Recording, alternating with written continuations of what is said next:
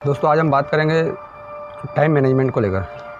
Timing जो हमारे सोने से लेकर सुबह उठने से लेकर शाम को वापस सोने तक की जो टाइमिंग है उसको सेट कैसे करें, क्योंकि मैंने अपने यूट्यूब चैनल पर जो वीडियो डाला था टाइमिंग को लेकर, उस पर लोगों ने बहुत सारे कमेंट किए कि भाई हमें टाइमिंग का बड़ा इशू है, क्योंकि आजकल 11-11 12-12 घंटे की ड्यूटी होती है ज़्यादातर लोगों के पास, तो टाइमिंग में उन्हें बहुत दिक्कत आ रही है। तो आज हम उसी टॉपिक पर बात करेंगे।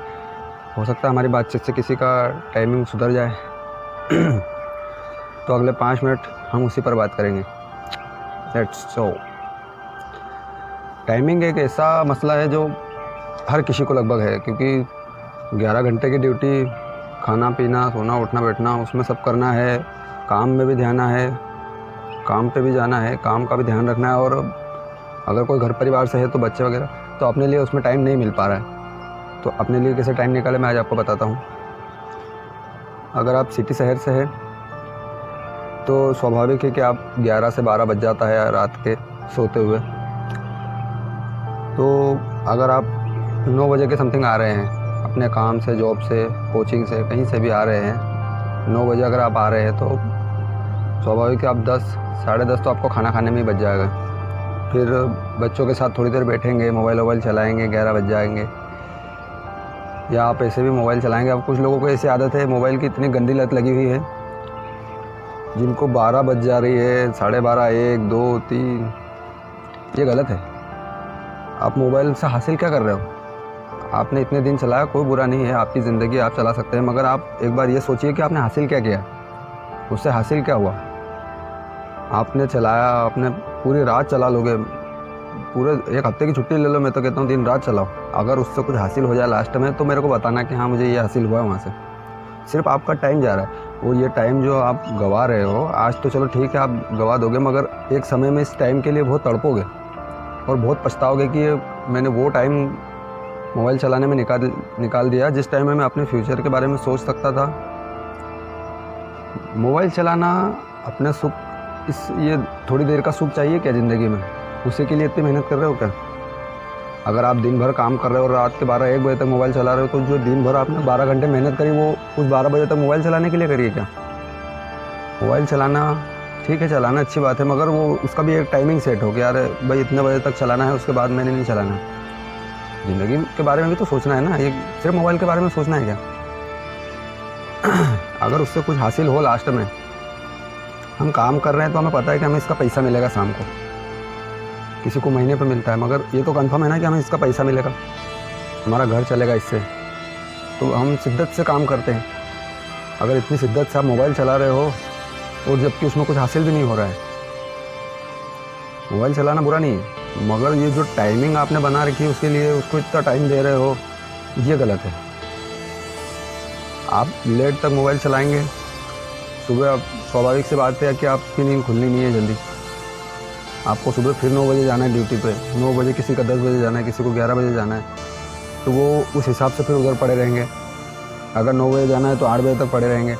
अगले 1 घंटे में बड़ी जल्दी करके उठेंगे, नहाएंगे, आधा नहाए आधा खाना खाया, ये वो हड़बड़ाहट, जल्दी, ना बच्चों से मिल पाए, ना घर का काम कुछ कर पाए अपने लिए, ना जो आप कर रहे हैं वो सही से कर पाए, और फिर हड़बड़ाहट में काम पे जाना है, तो ना इधर दिन आपका अच्छा रहा, शुरुआत दिन की अच्छी हुई, ना उधर पूरा दिन आपका अच्छा रहा, उधर आलस आना दिन भर, क्योंकि जो रात की नींद पूरी होती है वो हमें पूरा दिन फ्रेश रखती है। आप अगर सोचें कि मैं 3 बजे या 2 बजे रात को सोऊं और उधर 9 बजे 10 बजे तक सो लूँ, तो नींद आप इतने घंटे ले लोगे, मगर वो जो ताकत नींद की जो रहती है असल में वो रात की ही रहती है। आप इधर 11 बजे सो जाइए, 7 बजे उठ जाइए, 11:30 बजे सो जाइए, 10 बजे सो जाइए, जितना जल्दी हो सके सोने की कोशिश की। रात की नींद रात को ही पूरी होती है। टाइम मिला है, ऐसा नहीं है, अगर आप 9 बजे भी आ रहे हैं, 10 बजे भी आ रहे हैं, तो उसके बाद भी 1 घंटा आपको मिलता है, 1.5 घंटा मिलता है, काफ़ी है इतना। अरे सुबह से उठ जाओ, सुबह 6 बजे से उठ जाओ, आप 1-1.5 घंटा अपना जो भी काम है निपटा के फिर 1-1.5 घंटा खूब मोबाइल चला लो। सुबह आपको कोई मना नहीं करेगा, आपके काम के टाइम तक आप मोबाइल चला लो, आपका काम का टाइम हो आप निकल जाओ। आपको कहीं भी जाना है, कोई काम करने वाला है, कोई पढ़ने लिखने वाला है, मगर इस मोबाइल के लिए आप अपनी रातें ख़राब कर रहे हैं। और ये दौर अभी तो आप झेल लोगे, ठीक है, अभी समय है, अभी आपको कोई दिक्कत नहीं है, मगर एक समय में जब आपके ऊपर पूरा प्रेशर रहेगा, घर परिवार का, सब चीज़ों का लोड आप पर रहेगा, फिर आप इस चीज़ से पछताओगे क्योंकि उस दौर तक आदमी को वो क्या कहते हैं सक्सेस होना रहता है। अगर अभी आपकी एज 20 से 25 है तो अभी आपको कोई प्रेशर नहीं उठता, प्रेशर तो 30 के बाद आना है। क्योंकि उस टाइम पे हम खुद अपने आप से पूछ रहे होते कि यार मैंने 30 साल गुजार कैसे दी और क्या करा मैंने हासिल। 30 साल के बाद आदमी में उतनी ताकत या उतनी हिम्मत नहीं रहती है, क्योंकि घर परिवार से जुड़ जाता है आदमी कि मैं अभी उठ के कुछ भी कर दूँ, ऐसा नहीं हो पाता है। आप किसी को आप अगर नौकरी पेशावर इंसान है तो वहाँ पे आप किसी से भिड़ भी नहीं सकते। आपका बॉस आपको अगर 4 बातें सुनाएगा भी तो आप नीचे कान करके सुनना पड़ेगा, क्योंकि आपको पता है मैं छोड़ नहीं सकता। घर परिवार लगा है, मैं तो चलो छोड़ के चले जाऊँगा, पर उनको खिलाएगा कैसे।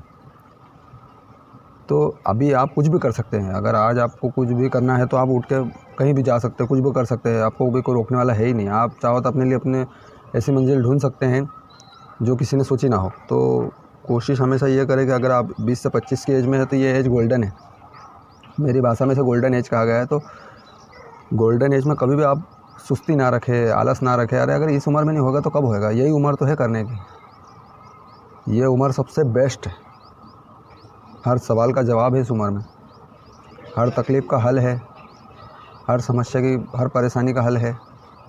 आपको जो भी चाहिए इसी उम्र में मिलेगा, सब कुछ। बस आप उसे ये जो ज़िंदगी